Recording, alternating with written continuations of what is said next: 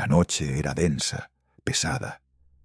En la casa, a pesar del silencio, flotaba un aire comprimido, como si los muros impidieran una respiración contenida, un susurro de secretos mal digeridos. La familia Ramírez vivía en aquella mansión con paredes de adobe y tejas de barro, que parecía haber sido esculpida en la tierra misma. El polvo del desierto la cubría con una capa pálida, un manto de olvido, o de historia, tal vez. Don Manuel, un hombre de 40 y tantos años, de espaldas anchas y mirada endurecida por la vida, había construido aquella casa con sus propias manos. Era un hombre que proyectaba autoridad, aunque no sin algo de fragilidad oculta en su mirada.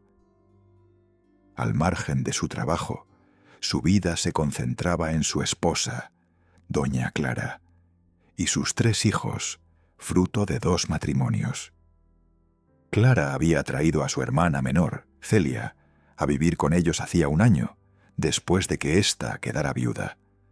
Celia, con 20 años menos que Clara, irradiaba una vitalidad que iluminaba cada rincón de la casa. Los hijos de Manuel y Clara la adoraban. Su presencia introdujo una frescura que revivió la atmósfera densa de la familia. Pero esa vitalidad también despertó en Manuel un deseo que creía enterrado bajo la rutina y la responsabilidad. Todo empezó una noche en que la luna parecía más grande que de costumbre, cuando Celia y Manuel se encontraron a solas en la cocina. No fue planeado, o al menos eso se decían a sí mismos. Las manos se rozaron al alcanzar un vaso, y en ese instante fugaz, el silencio de la casa se rompió en su interior. Fue un error, decían después, pero la repetición de aquel error no fue más que la consecuencia inevitable de la proximidad, de las noches largas y de los días en que Clara salía al mercado con los niños, dejándolos solos en casa. Tras aquellos encuentros amorosos con su cuñado, Celia había quedado encinta. El embarazo se descubrió cuando ya no pudo ocultar más el abultamiento de su vientre. Clara, con su intuición de esposa, había comenzado a sospechar mucho antes, pero se aferraba a la ilusión de que sus dudas eran infundadas, producto de su imaginación. Cuando Celia finalmente confesó, la verdad cayó sobre la familia como una tormenta de arena, imparable y asfixiante. Clara no lloró.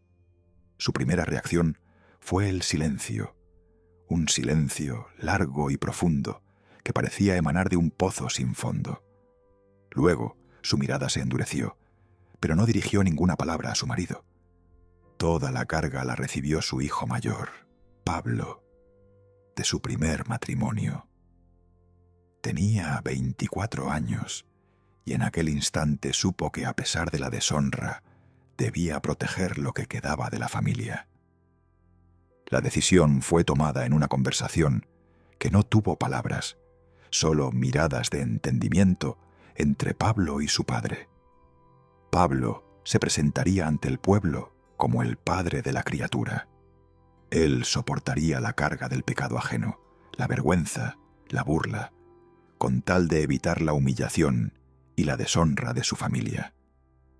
Sabía que los compueblanos, con su lengua afilada y sus miradas indagatorias, no perdonarían a su padre, pero tal vez a él, joven y sin manchas, le concediera algún perdón y comprensión. Así, Pablo comenzó a caminar por las calles del pueblo con Celia, su supuesta amada. Los ojos de los vecinos se clavaban en ellos con miradas inquisidoras. Las mujeres susurraban y los hombres lo miraban con una mezcla de envidia y desprecio. Pero Pablo mantenía la cabeza alta.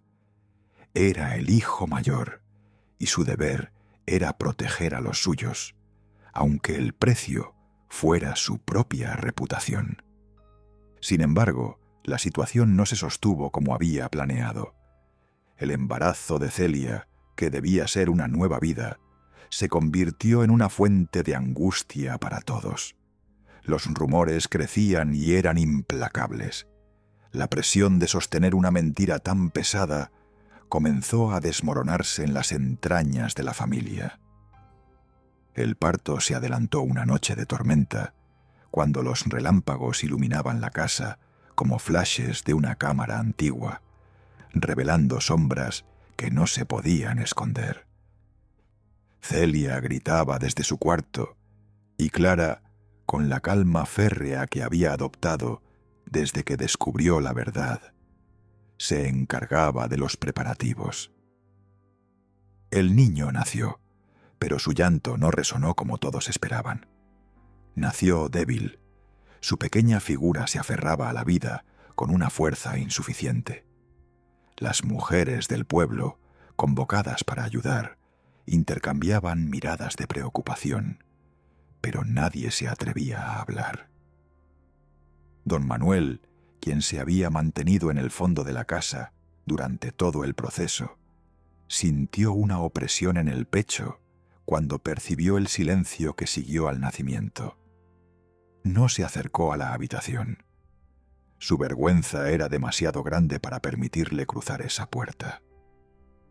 Pablo, en cambio, se acercó a la cuna donde yacía el recién nacido.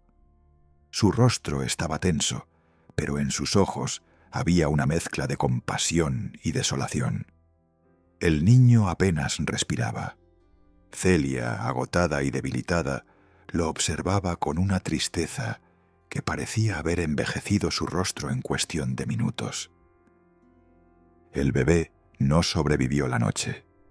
Su pequeño cuerpo no pudo resistir la fragilidad con la que había llegado al mundo, un mundo que no había sido preparado para él.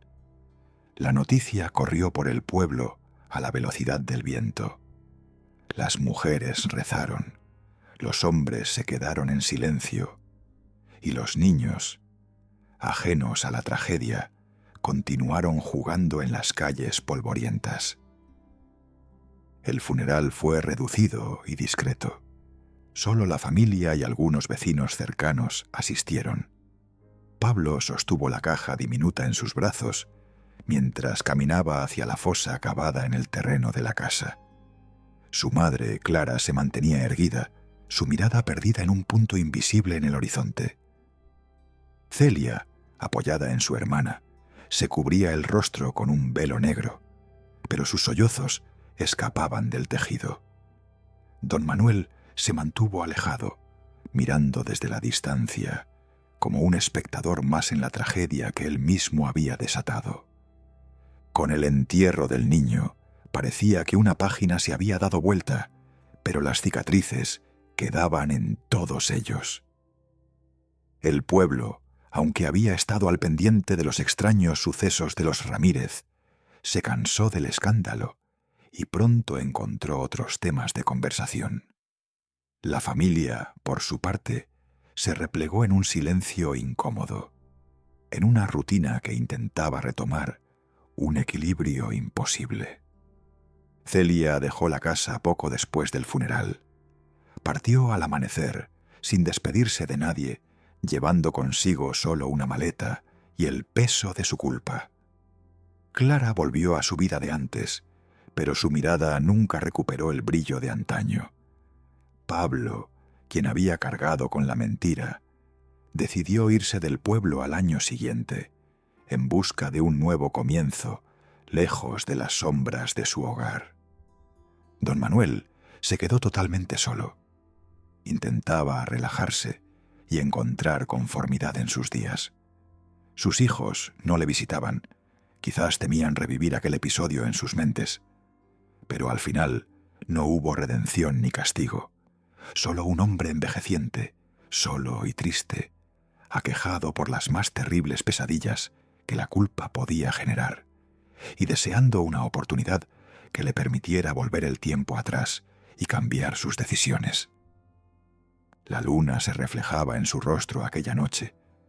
Don Manuel salió de su casa con un caminar lento y pesaroso. Solo cargaba consigo sus 87 años y una mente perdida en pensamientos azarosos. se acercaba a la vereda, al tiempo que giraba su cabeza y observaba la vieja casa que resistía la lenta erosión de los días, al paso del tiempo y al peso de la historia.